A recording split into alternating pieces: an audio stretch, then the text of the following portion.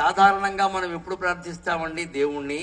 మామూలుగా ఏదో రోజు చేసేస్తామండి. సుఖంగా ఉన్నవాళ్ళు వాళ్ళు చేసే పూజలు ఎలా ఉంటాయి చూడండి. సుఖంగా ఉన్నవాళ్ళు రోజు సంధ్యావందనాలు పూజలు ఎలా చేస్తారంటే టెక్నికల్గా చేస్తారు, యాంత్రికంగా. కానీ ఒక్క దెబ్బ తగిలిందనుకోండి, ఏదైనా ఇంట్లో ఎవరికో అనారోగ్యమో లేకపోతే ఏదో పెళ్లి చెడిపోవడమో, పిల్లకి అల్లుడికి ఏదో విడాకులు గొడవలు రావడమో, కొడుక్కో కోళ్లకో అనారోగ్యం రావడమో, లేకపోతే ఏదో ఆస్తి నష్టమైపోవడమో, అప్పులు పాలవడమో జరిగింది అనుకోండి, ఇంకా మొత్తం ఎక్కడ లేని భక్తి వచ్చేస్తుంది మనకి. అయ్యి బాబోయ్ వెంటనే ఇంకా మా బోటిగాళ్ళు పట్టుకుంటారు. ఇంకా అప్పులు పాలు అయిపోయానండి, ఏం చేస్తే వస్తుందండి. మేము కూడా ఏవో రకరకాల ఉపాయాలు చెప్పేస్తాం. ఇంకా ఈ మధ్య ఇంకా బాగా యజ్ఞాలు కూడా చేయించేస్తున్నారు. పురోహితులు నన్ను మన్నింతురు కాక ఆ యజ్ఞం ఈ యజ్ఞం. దంపతులు సరిగ్గా లేరు అంటే అశూన్య శయన వ్రతం అదొకటి విన్నాను ఇక్కడ టీవీలో. నమస్కారం చేశాను, కొత్తది కనిపెట్టేవయ్యా అని. దంపతులకి గొడవలు అవుతున్నాడు, అందుకని అశూన్య శయన వ్రతం అంటే వాడు మళ్ళీ తిరిగి కలిసి ఆనందంగా ఉండేలాగా వ్రతం చేయించేస్తాట. ఆలోచించండి దయచేసి, పెద్దలు కూడా వ్రతం చేస్తే కలిసిపోతారా? నేను ఒక ఆధ్యాత్మికవేత్తగా మెడలో కండువా వేసుకుని మాట్లాడుతున్నానండి. వ్రతం చేస్తే కలిసిపోతారా? కొడుకుని కోడల్ని కూర్చోబెట్టి మాట్లాడద్దా? అసలు తేడాలు ఎక్కడొస్తున్నాయో తెలుసుకోవద్దా?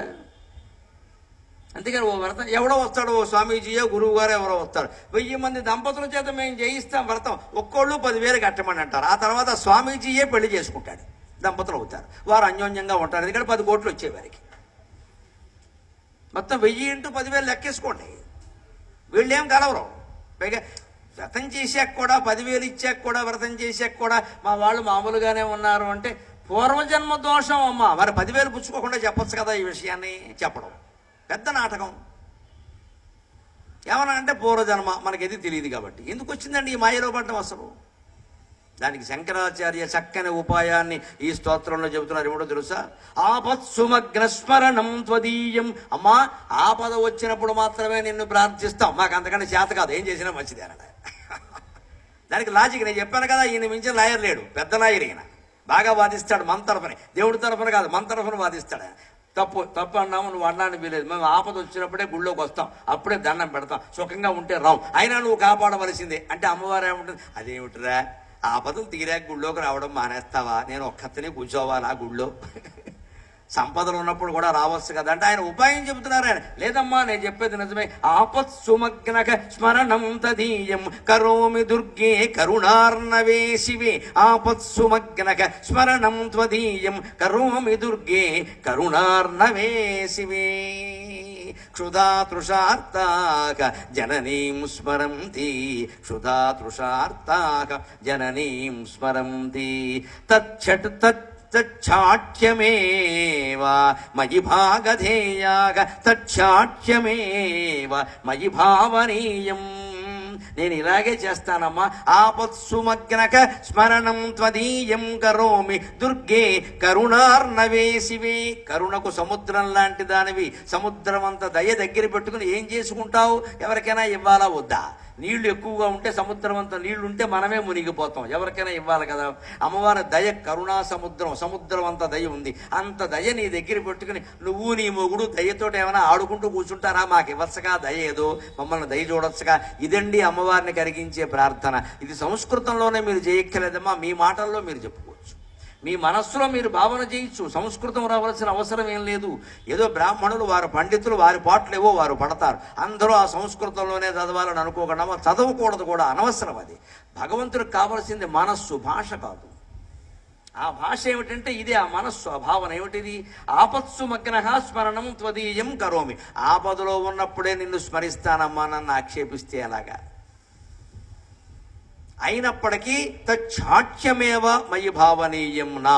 అదేదో శఠత్వం, మొండితనం అనుకోద్దమ్మా. ఉదాహరణ ఏమిటంటే క్షుధాతృషార్త జననీం స్మరంతి. ఎంత చక్కగా చెబుతున్నారు చూడండి. ఓ పిల్ల, చిన్న పిల్ల ఉంది, ఆడపిల్ల. ఇంట్లో 2 ఏళ్ళు ఉన్నాయి ఆ అమ్మాయికి. ఇంకా బళ్ళోకి ఆడుకుంటోంది. తల్లి ఏం చేస్తుంది? మరి లోపల పని చేసుకోవాలి కదా. ఈ పిల్లకి 4 బొమ్మలు ఇస్తుంది, అంతేనా? దీంతోనే ఉదాహరణ చెబుతున్నారు ఆయన. ఆ కాలంలో కూడా ఉండే బొమ్మలు ఉన్నాయి కదా. చిన్నపిల్ల ఉంది, 2 ఏళ్ల పిల్ల, ఆడుకుంటూ ఉంటుంది. ఏవో బొమ్మలు ఉంటాయి, బొమ్మలతో ఆడుకుంటూ ఉంటుంది. పిల్లలు ఎంతసేపు ఆడుకుంటారో గమనించండి. తల్లి లోపల వంట పనిలో ఉంది, తండ్రి ఏదో సెలవైనా ఇంట్లో ఉండొచ్చు, ఆయన పనిలో అయినా లేదా బయటికి వెళ్ళాడు, ఏదో జరిగింది. ఈ పిల్ల ఆడుకుంటూ ఎంతవరకు ఆడుకుంటుందండి మీరు గమనించండి. పొద్దున్న 9ంటికి ఆ పిల్లకి బొమ్మలు ఇస్తే 10 వరకు ఆడుకుంటుంది, పర్వాలా. అద్దీసి ఇది పెట్టి నాన్న గొడవ చేసి ఏదో మొత్తం నడిపించి కీ నొక్కి రిమోట్ కంట్రోల్ చేసి ఏదో నడిపిస్తుంది.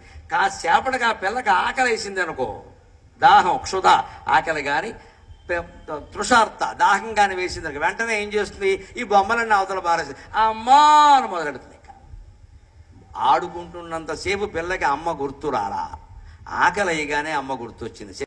న్యాయాన్ని వాదించడం అంటే దాన్ని న్యాయమని ఒప్పించాలి కదా ఎదుటివాడిని, దానికి తగిన తర్క పరిజ్ఞానం ఉండాలి. అంటే న్యాయవాదులుగా తర్కశాస్త్రం నేర్పుతారు ఖచ్చితంగా. తర్కం తెలిస్తే కానీ వాళ్ళు వాదించడం కర్కశులు అంటారు వాళ్ళని, అసలు లాజిక్ అంటారు దాన్ని, హేతు పద్ధతి పెట్టుకుంటారు. ఇలా జరిగిందంటే అలా జరిగిందంటే చూడండి, ఏది జరిగే అవకాశం ఉందా అంటారు, వెంటనే జరిగే అవకాశం ఉందా అంటారు.